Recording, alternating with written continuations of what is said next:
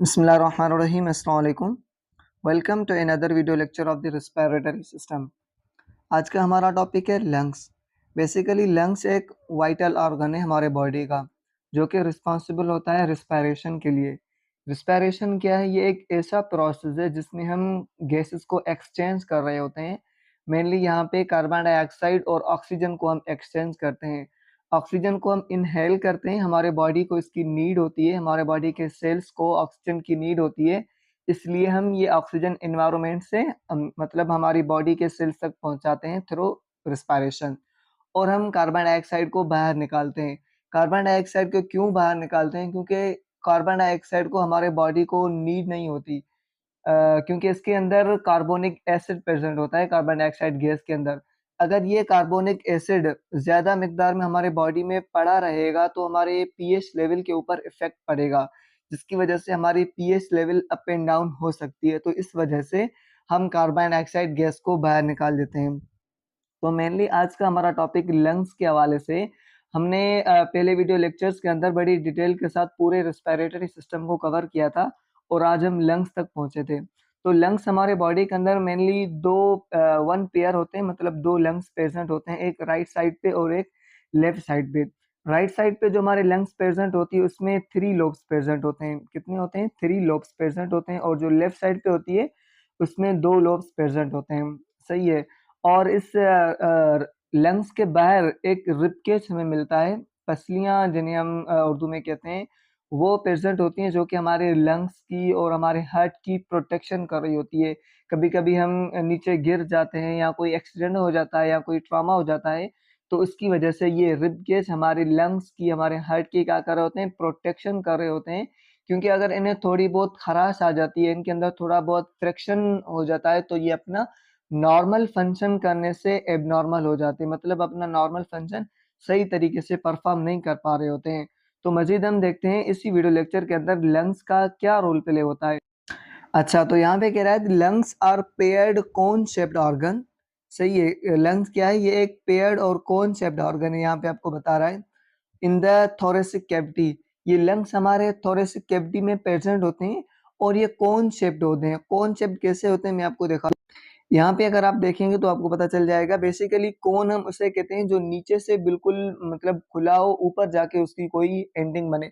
तो यहाँ पे लंग्स भी सिंपल इसी तरह है। यहाँ पे ये स्ट्रक्चर अगर आप देखेंगे, यहाँ पे ये मोटी है और ऊपर वाली बिल्कुल पतली सी है और छोटी सी है और एक नोकदार चीज है, मतलब उसका मुंह बाहर निकल के आ रहा है। तो बेसिकली हम कौन से इसे ही कहते हैं।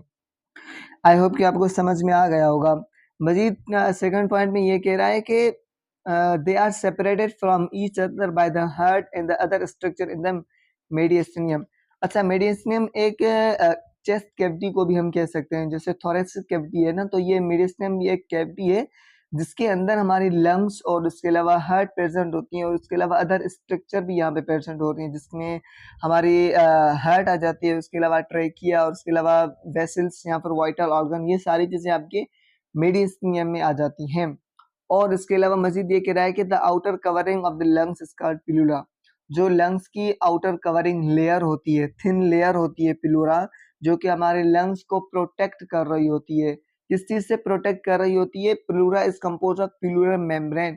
इसके अंदर पिलुरल मेम्ब्रेन होती है और पिलुरल मेम्ब्रेन का ये फंक्शन होता है कि ये आपके लंग्स और इसके अलावा लंग्स के बाहर जो रिबकेज होता है उन दोनों के बीच में फ्रिक्शन होने से बचाती है, मतलब वहाँ पे फ्रिक्शन नहीं होने देती। कभी-कभी हम दौड़ते हैं, रनिंग करते हैं या फिर एक्सरसाइज करते हैं तो ये मतलब फ्रिक्शन होने के चांसेस होते हैं। तो इसके अंदर एक पिलुलर फ्लूइड प्रेजेंट होता है, सही है, जो इस फ्रिक्शन से बचाता है।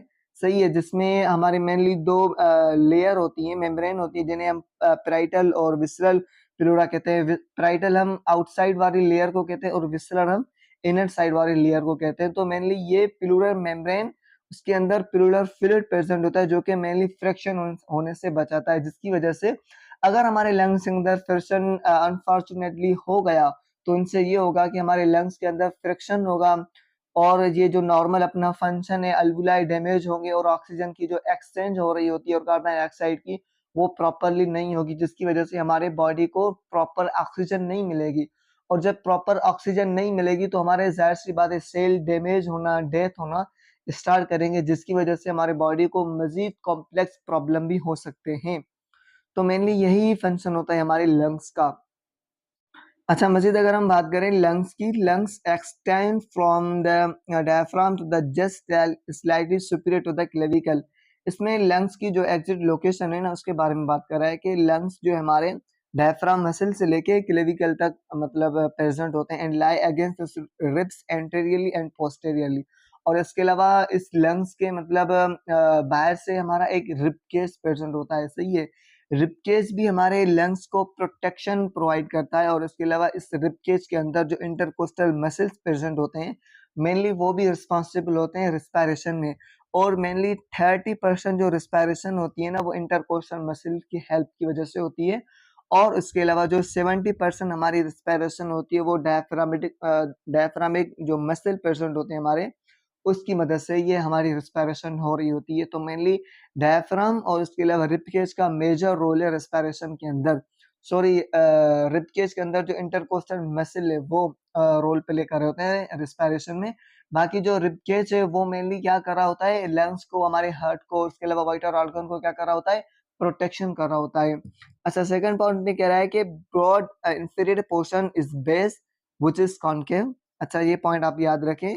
ब्रॉड इंफीरियर मतलब ऊपर वाला साइड जो है वो क्या हो, कॉन्केव है। कॉन्केव बेसिकली हम उस स्ट्रक्चर को कहते हैं जो मतलब राउंडली हो। मैं आपको दिखा देता हूँ। अच्छा, यहाँ पे अगर आप देखेंगे तो आपको पता चलेगा कॉनकेव हम किसे कहते हैं। बेसिकली ये जो स्ट्रक्चर आपको नजर आ रही है ना, ये इस तरह, मतलब ये कोई भी स्ट्रक्चर ये ऐसे हो और यहाँ जाके जो हमने लेंस में पढ़ा था मेनली, सॉरी ये मुझसे थोड़ी मिस्टेक हो गई, यहाँ पे आके अगर ये इस तरह हो ना, लाइक लंग्स हमारे ऐसे हैं, सही है, तो ये क्या हो गई, कॉनकेव स्ट्रक्चर हो गई। अगर हम कॉन्वेक्स की बात करते तो कॉन्वेक्स बिल्कुल ऐसे होते हैं, सही है। तो आई होप कि आपको समझ में आ गया होगा कि हमारे लंग्स क्या है, ये कॉनकेव शेप में है। अच्छा, और नेक्स्ट पॉइंट में ये कह रहा है कि ये जो है हमारी narrow superior portion is called apex. और इसके अलावा एपेक्स अगर चोटी मतलब कहते हैं, जो ऊपर साइड होती है ना, वो बिल्कुल नैरो है हमारे लंग्स की, ठीक है। और वो पोर्शन जो है, उस पोर्शन को क्या कहते हैं, हम एपेक्स कहते हैं। और जो ब्रॉड इंफीरियर पोर्शन था सेकंड पॉइंट में हमने जो कहा, वो क्या है, हमारा बेस है, नीचे वाला हिस्सा है। और जो नैरो सुपीरियर पोर्शन है वो ऊपर वाला हिस्सा है, अपर वाला हिस्सा है हमारे लंग्स का। आई होप कि आपको समझ में आ गई होगी। अच्छा, मज़ीद अगर हम ब्लड सप्लाई की बात करें कि लंग्स के अंदर किस तरह ब्लड सप्लाई हो रही होती है, तो इसमें पल्मोनरी आर्टरीज और वीन है।